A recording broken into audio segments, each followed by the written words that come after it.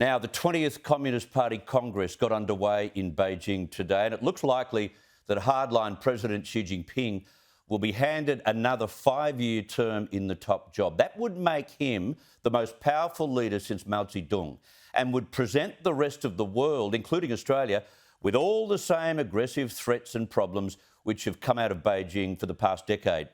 Meanwhile, a Madrid-based human rights organisation, Safeguard Defenders, has published a report showing that the Chinese government has set up illegal and secret police stations in 54 countries around the world, including Sydney.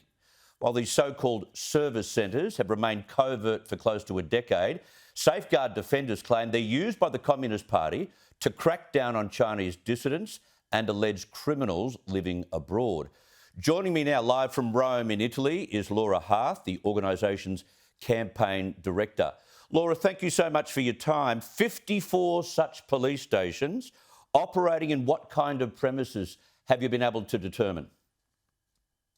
Hi, Chris. Thanks for having me, and thanks for bringing attention to this issue. I have to say, we initially uncovered 54 stations in 30 countries. Now that number has been growing as local journalists, including in Australia, are researching, are digging into the issue. So more keep popping up. Now, we found these stations because we've been looking into one of the illegal methods that Beijing has increasingly been using, in particular since 2018, to crack down on dissent across the world, and so actively targeting dissidents, but also alleged criminals. So what we found is that these stations that are mainly run at the moment from 2 counties using this national doctrine to persuade to return through illegal methods. So this goes beyond any traditional legal international police cooperation, judicial cooperation. They're using these stations often based on existing United Front work associations, which we know have been obviously involved in harassing, in threatening dissidents, critics, including in Australia. And we found accounts in particular from the Chinese authorities. One, that through these methods, just in the past year, 230,000 individuals have been returned to China, persuaded to return through these illegal methods.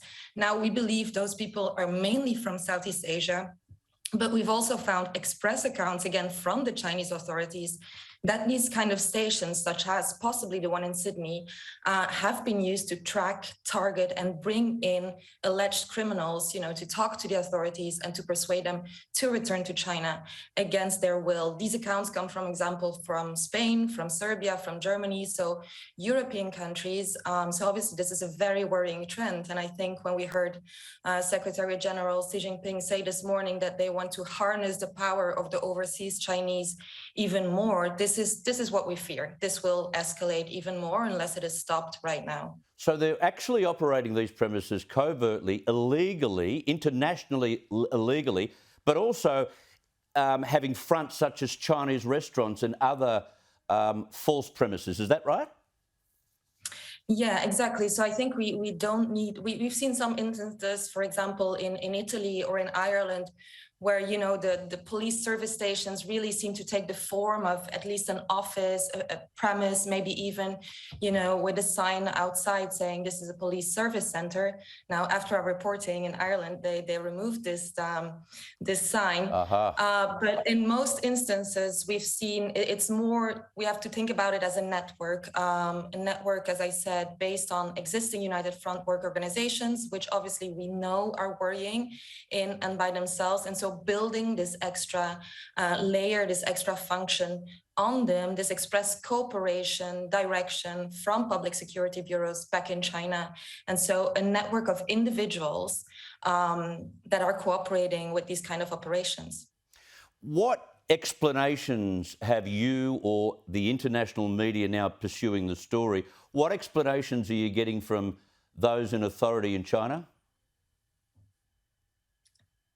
Well, the Chinese authorities, we interestingly, one Spanish newspaper got a very interesting admission from a Shanghai official who was quite baffled by the fact that, people were not happy with these illegal operations and said, yes, of course, we are doing this. It's cumbersome to get people back, to force them back through legal means. So we don't see any issue in using these kind of illegal tactics. Now, that admission does not come as a surprise because in 2018, these kind of tactics, this methodology was written into law, in the national supervision law, a law that was then interpreted and includes methods that we have described in our report: involuntary returns, persuade to return, so use family members to get people back, threaten and harass people overseas to get them back, and even kidnappings.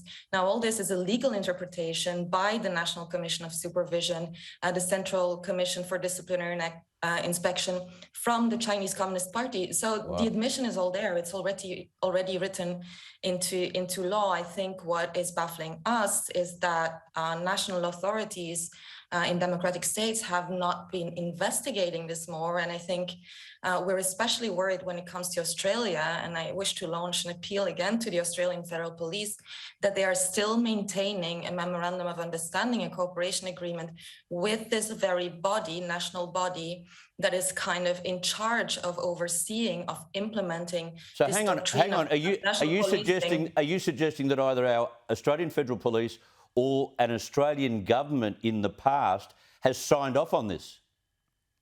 No, so I'm not suggesting they have signed off on these kind of police service stations or contact points. It is our understanding, we have no evidence that any national authorities were aware that these had been set up. So these are on top of illegal operations, these have been set up illegally under the radar. What I am suggesting is that this is additional evidence that the Australian Federal Police should take into account to review the agreement it has since December 2018 with the very national body in charge of implementing, overseeing these kind of operations. Yeah, what are you hoping governments will do, like the Australian government, start investigating and maybe deporting every member of these so-called police stations that are set up around the world? Well, I'm not in favor of deporting. Nobody should be deported to China because of the human rights situation there, which is one of the things obviously we're fighting and one of the reasons that China is employing these illegal techniques.